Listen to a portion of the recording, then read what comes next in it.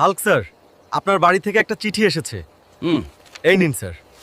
বিয়ে করে রেখে গেছেন 4 মাস হলো। আমার কি দেখতে ইচ্ছে করে না। এই চিঠিটা আমার বউয়ের কাছে পাঠাবা, খুব জরুরি। আচ্ছা স্যার, ঠিক আছে, পাঠিয়ে দিচ্ছি। ম্যাডাম, এই নিন, আর্মি পোস্ট থেকে একটা পার্সেল এসেছে। ও, আমার হালকাই পাঠিয়েছে মনে হয়। বোমের পিনটা খোলো। ওহ, 7 দিন ছুটি পাবো।